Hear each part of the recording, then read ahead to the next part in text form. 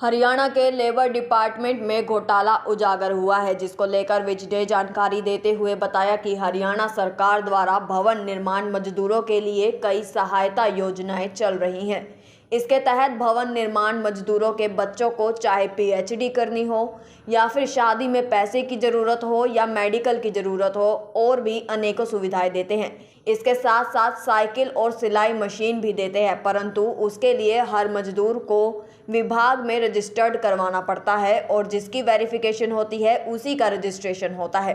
विज ने कहा कि उनके सामने दो ऐसे मामले आए जिसमें एक आदमी ने 84,000 लोगों की वेरिफिकेशन कर रखी है और एक आदमी ने 90,000 लोगों की वेरिफिकेशन कर रखी है, जो मुमकिन नहीं है। और इसका मतलब है कि यह किसी विशेष को लाभ पहुंचाने के लिए फर्जी रजिस्ट्रेशन किए गए हैं और सरकार को चूना लगाया जा रहा है। इसके बाद एक कमेटी बनाई गई और सर्वे करवाया गया। उन्होंने 6 जिलों में सर्वे किया और जांच में पाया कि सभी जिलों में इसी तरह से फर्जीवाड़ा किया गया। इसके बाद इन सभी लोगों के खिलाफ कार्रवाई करने के आदेश दे दिए गए हैं और एजी को भी इसके बारे में लिखा गया है। बाकी सभी जिलों के उपायुक्तों को जांच करने के लिए पत्र लिखा है। डिपार्टमेंट में घोटाला उजागर हुआ है, क्या कुछ मामला है और क्या एक्शन? देखिए, हमारी सरकार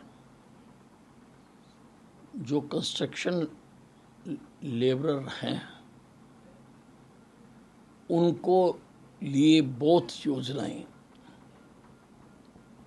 हमारी सरकार की है। उनके बच्चे अगर पीएचडी भी करना चाहें तो सारा पैसा हम देते हैं। 1.5 लाख रुपया शादी पर हम देते हैं, मेडिकल के हम देते हैं, और भी अनेकों सुविधाएं हैं।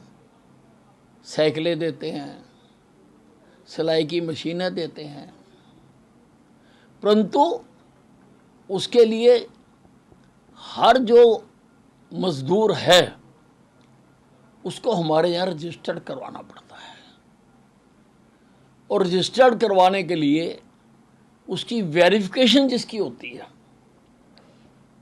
उसी को ही रजिस्टर हम कर सकते हैं। जिसकी वेरिफिकेशन नहीं हुई है कि हाँ इसने वाकई 90 दिन से ज़्यादा काम किया है लेबर का, भवन निर्माण का, जहाँ सड़क निर्माण का, कोई भी निर्माण के जो काम हैं कंस्ट्रक्शन लेबर के वो किए हैं, हम उन्हीं को रजिस्टर्ड करते हैं जिनकी वेरिफिकेशन आ जाए। मेरे सामने ऐसे 2 मामले आए जिसमें एक आदमी ने तो 84,000 लोगों की वेरिफिकेशन कर रखी है और एक आदमी ने 90,000 लोगों की वेरिफिकेशन कर सकते हैं, जो कि मुमकिन नहीं है। इसका मतलब किसी ने दुकान खोल रखी थी। सारे हरियाणा के लोग एक जगह पे आके कैसे रजिस्टर्ड करवा लेंगे? इसका मतलब वहाँ पर किसी पार्टी विशेष के लोगों को रजिस्टर्ड किया गया और जो फर्जी रजिस्टर्ड हुए हैं इसका मतलब वो सरकार के फ़ायदा भी उठा रहे हैं जिसके वो हकदार नहीं है।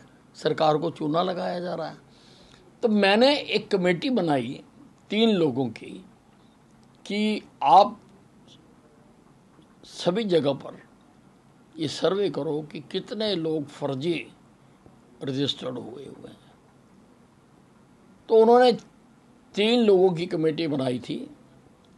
उन्होंने 6 जिलों की जांच की है और उसकी रिपोर्ट मुझे प्रस्तुत की है और देख के मैं हैरान हो गया कि उन सभी जिलों में यही खेल हुआ है।